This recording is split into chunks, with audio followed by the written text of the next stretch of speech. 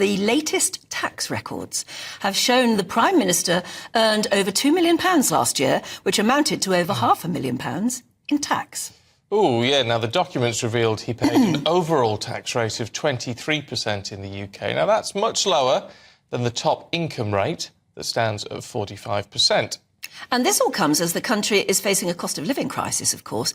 And it does beg the question whether the Prime Minister could possibly be out of touch with the public, who are facing much worse times. Let's talk to political consultant and strategist Peter Barnes. Morning to you, Peter. Good morning. I guess the issue with this, I mean, it doesn't look good in the sense that he's earned £2 million and only paid 23% in tax. Yeah.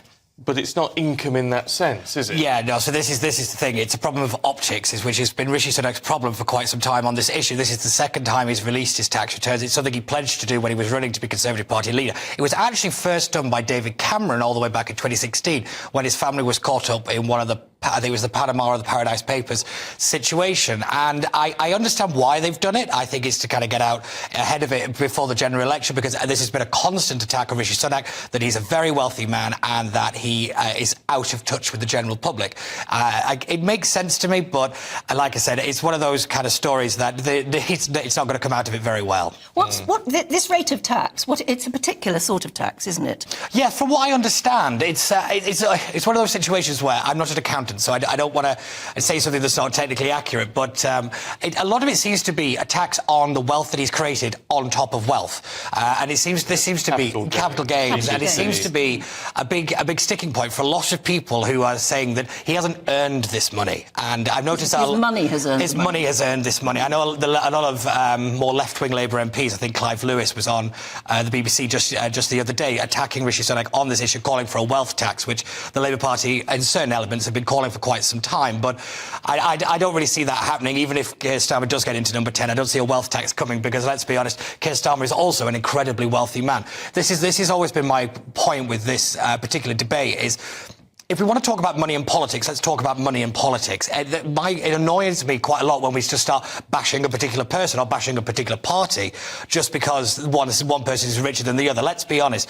The average backbench MP earns £85,000. That's twice the national average. If you're a minister, it's £118,000. That's 4 times the national average. Everybody in the House of Commons right now out-earns the average general public. And, you know, is that right? Is that wrong? I think it's a much bigger debate, but we've really got to be rather grown up about it, and it does annoy me when people can't say, oh, he's really rich, so he can't relate to people. I don't really go down that argument very much. I have to say, I wasn't thinking about the percentage of tax he's paid. I was just thinking he's paid £500,000 in tax, which is actually a lot of money, yeah. And let's not forget that £500,000 goes towards the NHS, it goes towards education, you know. But J.K. Rowling paid a fortune. An absolute fortune, yeah. And you think you could build a hospital with that? Yeah, I think somebody worked out that you could build, I think it was like 12 schools or something like that. It was an incredible amount. And this is the thing that a lot of people forget about incredibly wealthy people. If you have a very simple tax code, it's easier just to pay the tax than to work around it. You know, you don't have to pay accountants, you don't have to kind of dodge the tax, as it were. And there's been a big call, particularly from the right, for a simpler tax system. Flatter tax. I'm not a big advocate of flat tax, but I do see the argument, and I do think a simpler tax code would probably bring in more revenue to HMRC, and I would like to see that happen. And looking at this from the political aspect, I mean, I think the Labour Party have said that they're going to release Keir Starmer's tax returns in due course, so we'll wait to see how long that happens, but I won't be holding my breath. But I think they will have to do it, because this is another accusation for Keir Starmer, and let's be honest, there's many members of the Labour front bench that are incredibly wealthy. You know, Emily Thornbury, for example, she has a multi-million-pound London property portfolio. Yeah, so her full title is Lady Noogie. So, you know, yeah, she is, yeah. You know, this is the thing, is that, you know, a lot of these people it's rather on thin ice if there's too much criticism there, because actually I mean, she'll probably have a hefty tax bill. Yeah, exactly. But it'll be CGT. Oh yeah, and I think that this is the real thing that will take Rishi out at the knees, is the fact that it is more capital gains than earned tax, for want of a better phrase. But yeah, I have to admit, this is going to be a bit of a headache, but I think it's going to be a bit of a short one. I think that obviously Parliament is now in recess. They've deliberately done it now, so it'll You know, it'll kind of just get drift off, and then when they come back, it won't be a story. It'll be too old of a story for the Labour Party to attack on. I just wonder what people think.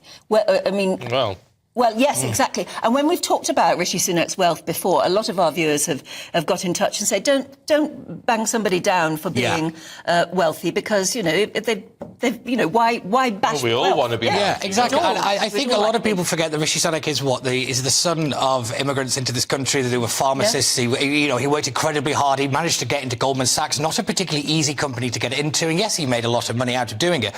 But you have to look at the steps that he took to get there. And I do really hate that this country has really developed a kind of bash the rich attitude, and a kind of, we don't really like people to succeed very much. And this seems to drip into this idea that if you have a lot of money, then you aren't a good person. And I don't like that narrative, and I've seen it start to develop quite a lot recently. Yeah, no, fair point. Peter, thanks very much indeed. Okay.